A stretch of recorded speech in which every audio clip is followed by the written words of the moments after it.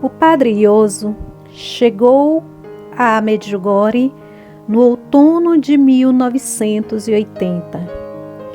Ele havia sido transferido de sua paróquia porque o trabalho que realizava, principalmente com os jovens, incomodava muito os comunistas. Era uma paróquia grande, com muitas atividades, e uma delas consistia em uma reunião mensal com os pais, cujo objetivo era mostrar a verdadeira face desse regime e instruí-los para que não fossem enganados e que pudessem velar por seus filhos, evitando que se alistassem nesse partido.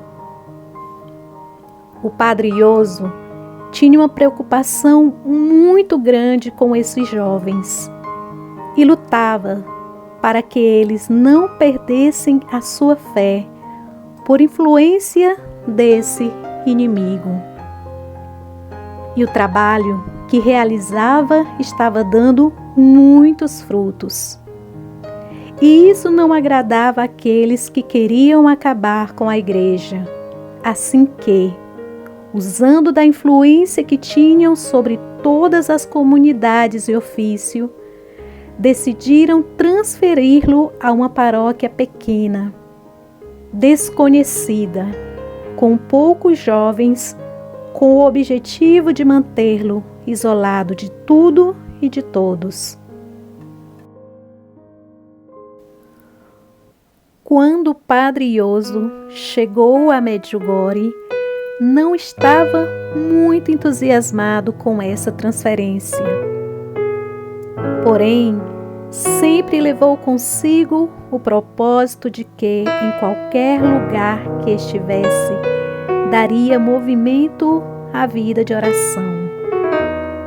Então, sua primeira ideia ao chegar lá era trabalhar com a terceira ordem franciscana e formar um grupo de oração com os jovens, e assim o fez. Quando aconteceu a primeira aparição, ele estava em Zagreb, conduzindo um retiro espiritual para algumas religiosas que iam fazer seus votos perpétuos. Neste retiro, ele conta que muitas delas perguntavam como ele estava na sua nova paróquia, e sua resposta era muito firme. Eu aceitei pregar nesse retiro porque fiz um voto. Vim com um desejo: rezar para que minha paróquia receba a graça de colocar-se em movimento. Minha paróquia tem muitas vocações sacerdotais e quero que ela se reaviva no espírito de oração, no espírito do amor, e que todos estejam conscientes de pertencer à igreja. Que todos recebam o espírito de piedade. As irmãs acharam que foi uma excelente decisão e neste dia rezaram todos em alta voz, pedindo por essa graça. Este retiro terminou no dia 24 de junho, exatamente no dia da primeira aparição. Neste mesmo dia, aconteceu um fato muito interessante. Padre Ioso estava comendo no monastério dos terciários quando de repente entrou na sala um frei, já mais velho, que estava muito sério e perguntou: "Quem é o pároco de Medjugorje?" E todos os que estavam ali apontaram para ele.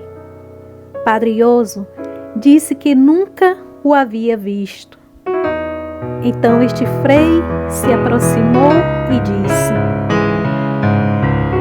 "Sou franciscano que porque venho dos Estados Unidos para entregar-lhe uma coisa.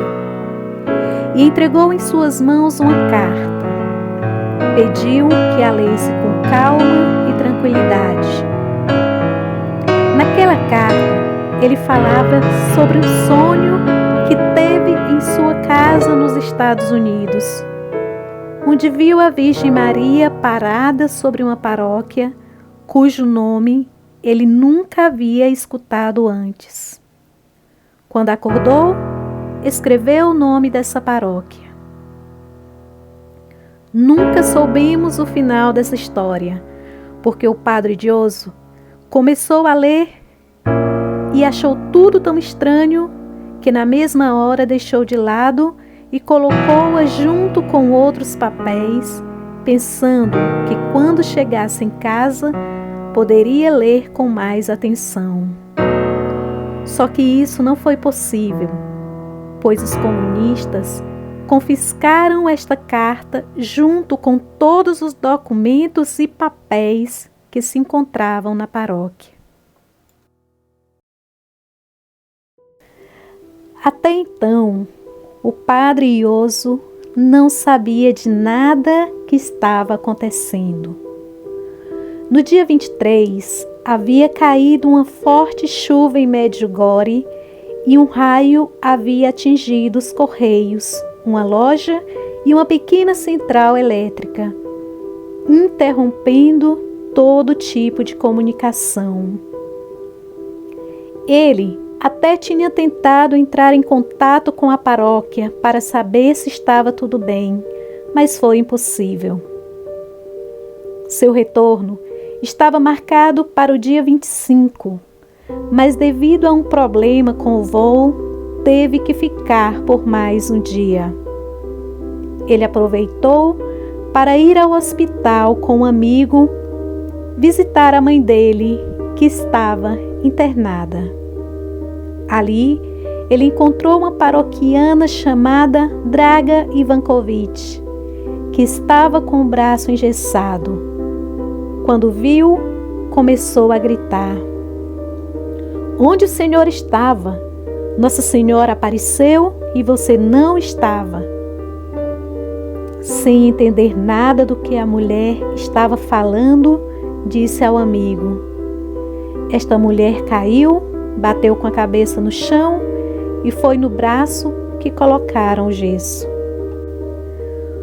Sua chegada a Medjugorje aconteceu no dia 27 de junho, ao meio-dia.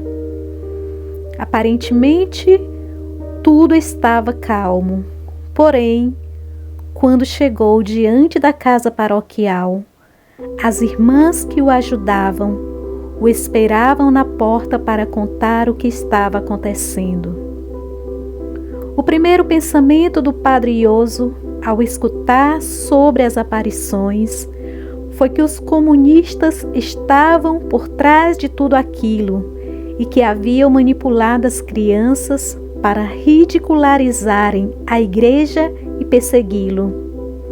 Sabia muito bem do que eles eram capazes de fazer.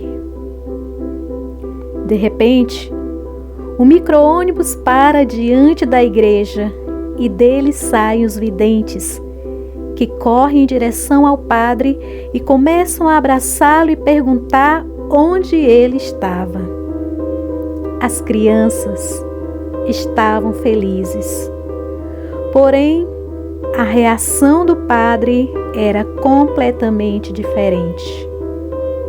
Estava sério e disse que necessitava conversar com eles. Preparou um gravador e umas fitas cassetes e os levou ao salão paroquial. Foi impossível conversar com todos ao mesmo tempo. Estavam eufóricos, queriam contar tudo de uma mesma vez. Dessa forma, o padre resolveu chamar um a um para entrevistar. A primeira a ser escutada foi Miriana, cuja entrevista durou mais de 1 hora. O interesse se deu pelo fato de que ela era a única entre os videntes que morava em outra cidade. O padre quis saber o que ela estava fazendo em Medjugorje, de que família fazia parte, se era católica, se ia ao catecismo, se frequentava a missa e principalmente sobre o que havia visto. As respostas de Miriana eram muito claras e ela não dava nenhuma impressão de que estava mentindo. Relatou com coragem e firmeza tudo o que havia acontecido. Era uma menina inteligente, mas para surpresa de Padre Ioso, jamais havia escutado falar das aparições de Nossa Senhora em Fátima ou em Lourdes. Por esse motivo, o padre lhe deu um livro sobre as aparições de Lourdes, o que depois lhe causou arrependimento, já que poderia inspirá-la ainda mais.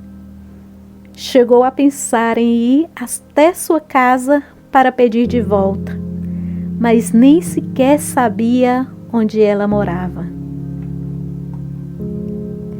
Ivanka foi a segunda a ser entrevistada. Sua mãe havia falecido no mês de maio, um mês antes das aparições. Por esse motivo, o padre Ioso foi ainda mais prudente e cuidadoso na hora de fazer as perguntas. Ele viu todo o sofrimento e toda a dor daquela menina que tentou se jogar na tumba no momento do enterro para ficar perto de sua mãe. Ele chegou a pensar que ela estivesse influenciando os demais. Durante a conversa, o padre quis saber se ela havia perguntado a Nossa Senhora onde estava sua mãe. A resposta foi afirmativa. Depois perguntou se a Virgem tinha falado onde estava sua mãe. Ela respondeu que não, mas que havia prometido que ia mostrar. Essa resposta surpreendeu o padre e o fez duvidar ainda mais de toda a história. A terceira a ser entrevistada foi Vitska. As mesmas perguntas que foram feitas aos outros videntes foram feitas a ela. Ela falava de um modo simples, seguro, tranquilo e ao mesmo tempo com muito entusiasmo. Queria contar tudo sem deixar passar nenhum detalhe. Quando o padre lhe perguntava sobre sua família e vida de oração, ela mudava de assunto. Entendia que isso não era tão importante naquele momento. Falava sobre Nossa Senhora, de como ela movia os braços, de sua beleza, de que havia levado água benta para jogar nela, de que haviam rezado com ela. Porém, apesar de responder todas as perguntas de forma bem clara, não conseguiu convencer ao padre Ioso, que continuava achando que eles tinham sido manipulados ou que tinham usado alguma droga.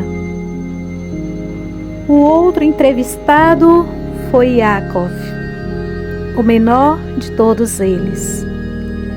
Apesar da pouca idade, falou sem medo, e em suas respostas também se notava o entusiasmo que sentia por ter visto a Virgem Maria.